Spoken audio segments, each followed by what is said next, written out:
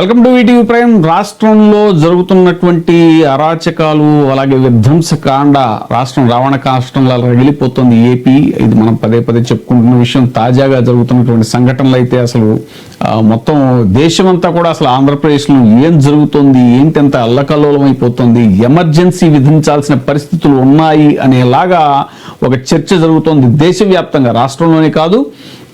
కారణం ఏంటి అని అంటే కేవలం ఈ తిరుమల లడ్డూలో వాడినటువంటి కల్తీ నెయ్యి అనేటువంటి అంశాన్ని వివాదం చేసి వాళ్ళు ఆధారాలు లేకుండా ముఖ్యమంత్రి అలాగే ఉప ముఖ్యమంత్రి చేసినటువంటి వ్యాఖ్యలు ఏవైతే ఉన్నాయో, జంతు కొవ్వు కలిసింది అనేటువంటి వ్యాఖ్యలు ఇప్పుడు అబద్ధం అని తేలిపోయింది. సిబిఐ స్పెషల్ ఇన్వెస్టిగేషన్ టీము ఇచ్చినటువంటి ఫైనల్ ఛార్జ్ షీట్లో జంతు కొవ్వు అసలు లేదు, వాడలేదు అనేటువంటి నిర్ధారణ కావడంతో ఇప్పుడు దాన్ని ఎలాగైనా కప్పిపుచ్చుకోవడానికి, తమ మాటల అబద్ధం కాదు అని రుజువు చేసుకోవడానికి నానా పాట్లు పడుతూ దానిలో భాగంగా అర్థం లేని ప్రచారం నిర్వహిస్తూ కల్తీ నెయ్యి అంటూ ఇన్ని వందల కోట్లు అన్ని వందల కోట్లు వైసీపీ జేబుల్లోకి వెళ్ళాయి అంటూ అప్పుడు టీటీడీ చైర్మన్గా ఉన్న సుబ్బారెడ్డి గారిని, అలాగే భూమన కరుణాకర్ రెడ్డి గారిని, ఇంకా జగన్మోహన్ రెడ్డి గారిని టార్గెట్ చేస్తూ ఫ్లెక్సీలు పెట్టడం, పెద్ద పెద్ద హోర్డింగ్లు పెట్టడం, ఇవన్నీ వీటిని నిరసిస్తూ వైసీపీ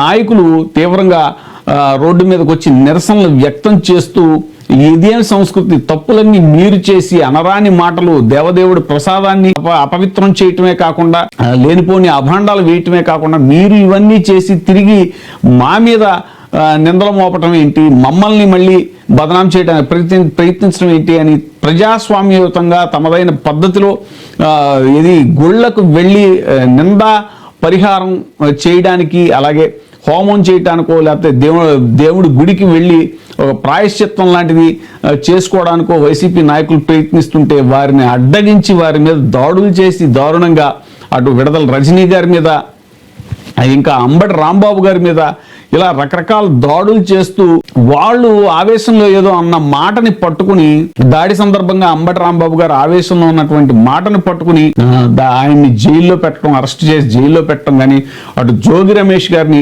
ఆయన మీద కేసు పెట్టడం కానీ, ఆయన ఏదో అన్నారని వాళ్ళ ఇళ్ల మీద దాడులు మరీ దారుణం. అసలు పెట్రోల్ బాంబులతో నానా విధ్వంసం చేసి వాళ్ళ ఇళ్ల మీద దాడులు చేయటం, వాళ్ళ కుటుంబ సభ్యులు ఇంట్లో ఉన్న టైంలో వాళ్ళ మీద దాడులు చేయటం, ఈ జరుగుతున్న పరిణామాలన్నిటి మీద సజ్జల రామకృష్ణారెడ్డి గారు వైసీపీ కోఆర్డినేటర్, స్టేట్ కోఆర్డినేటర్, ఆయన అత్యవసర సమావేశాన్ని ఏర్పాటు చేశారట. మొత్తం వైసీపీ నాయకులు అందరితోటి కూడా జగన్మోహన్ రెడ్డి గారితో మాట్లాడి ఆయన ఆదేశాల ప్రకారం అసలు ఏం చేయాలి, వెంటనే ఇమ్మీడియట్ యాక్షన్ ఏంటి, అఫెన్సా డిఫెన్సా అనేలాగా, ఎందుకనంటే అవసరమైతే ఎదుర్కోవాలి, వాళ్ళని బలగం అన్ని సిద్ధం చేసి వాళ్ళని ఎదుర్కొనేలాగా. ఇప్పుడు టీడీపీ కూటమి దాడులు ఏవైతే ఉన్నాయో, అరెస్టులు ఏవైతే ఉన్నాయో వాటన్నిటిని కూడా ఎదుర్కోవడానికి సన్నద్ధం అయ్యేలాగా శ్రేణుల్ని సన్నద్ధం చేసే దిశగా సజ్జల రామకృష్ణారెడ్డి గారు అత్యవసర సమావేశం ఏర్పాటు చేస్తున్నట్టుగా సమాచారం ఉంది.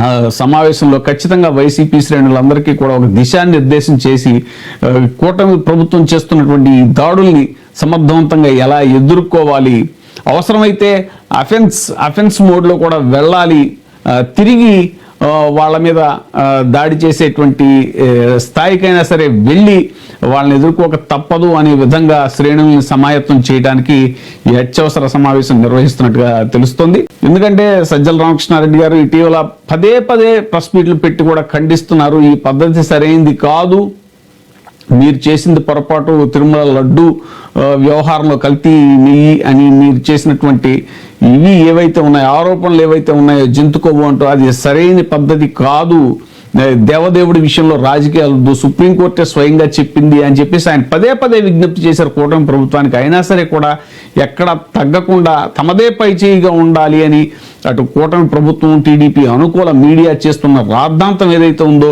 దాన్ని పదే ప్రెస్ మీట్లు పెట్టి అటు సజ్జల రామకృష్ణారెడ్డి గారి దగ్గర నుంచి వైసీపీ నాయకులందరూ 1 by 1 ప్రెస్ మీట్లు పెట్టి దాన్ని తీవ్రంగా ఖండిస్తున్నా సరే ఇక దాడులకు తెగబడ్డారు అని అంటే వైసీపీ నాయకులు తమదైన ప్రజాస్వామ్య పద్ధతిలో వాళ్ళు నిరసనలు తెలియజేస్తుంటే ఆ నిరసనల కార్యక్రమాలని అడ్డుకోవటమే కాకుండా వాళ్ళ మీద దాడులు చేయటం, వాళ్ళ ఇళ్ల మీద దాడులు చేయటం, వాళ్ళని భయభ్రాంతులకు గురి చేయటం, ఇవన్నీ కూడా అసలు ప్రజాస్వామ్య పద్ధతులు లేవు.